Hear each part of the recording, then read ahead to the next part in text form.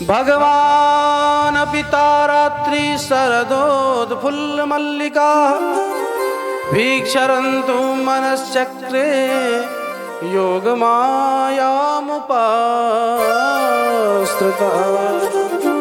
योग माया का आश्रय लेकर के भगवान ने बंसी निनाद किया। शरद ऋतु की रात्रि में पूर्णिमा थी उस दिन, शरद पूर्णिमा में, और बंसी ऐसी बजाई कि जिस जिस गोपी का भगवान आवरण भंग कर चुके थे उसी गोपी ने कृष्ण के बंसी स्वर को सुना।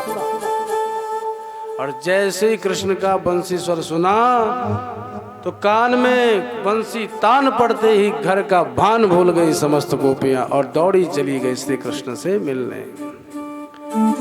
निशम्य गीतम तदनंग वर्धनम ब्रज स्त्रिय कृष्ण गृहीत मानसा आजगमुरन्योन्यमलक्षितोद्यमा यत्र कांत्योज्ज्वलोलकुंडला।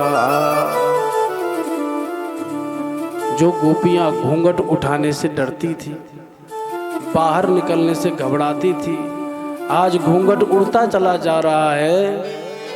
बाहर निकलने से घबराती थी तो आज जंगल के भीषण मार्ग से गुजर रही हैं तो न तो शेर का भय है, न चीते का, न अजगर का, किसी भी हिंसक जानवर का भय हृदय में नहीं है। जब मिलन की तीव्र उत्कंठा होती है ना तो फिर किसी का भी भय नहीं रहता। एक गाना हमने सुना था, प्यार किया तो डरना क्या। भाई जब प्रेम होता है फिर किसी से भय नहीं लगता, फिर कोई भी आ जाए लड़ लेंगे। तो प्रेम हो, सच्चा प्रेम है ब्रजांगनाओं का, इसलिए श्री कृष्ण से मिलते हुए मार्ग तक नहीं देख रही हैं। आज तो छोड़ो, उस समय सब जगह जंगल ही जंगल था, कैसा समय रहा होगा। अर्धरात्रि है, रात्रि 12 बजे समस्त गोपियां भागी हैं घर से। हृदय में कृष्ण प्रेम की इतनी प्यास जागृत हो गई कि कब प्यारे के दर्शन होंगे, कब मैं अपने श्याम सुंदर को देखूंगी। और सबसे बड़ी विचित्र बात, पहले गोपियां एकजुट होकर के, संगठित होकर के ही कृष्ण से मिलने जाती थी, पर आज कोई किसी को नहीं पूछता, अकेले ही दौड़ने लग जाती है। ये प्रेम की स्थिति है। एक गोपी अपने बालक के लिए दूध उबाल रही थी, जैसे बंसी का स्वर कान में पड़ा, उबलता हुआ पतीला छोड़ करके भागी। सुखदेव कह रहे हैं, परीक्षित, ऐसा भाव प्राप्त होना बहुत कठिन है। जिसके जीवन में माया का आवरण भंग हो जाए वही इस भाव में स्थित हो सकता है। लिम्पन्त्यः भ्रमिजन्त्योन्याम् अंजन्त्यः काशलोचने व्यत्यस्तवस्त्राभरणाः काश्चित् कृष्णान्तिकं ययो।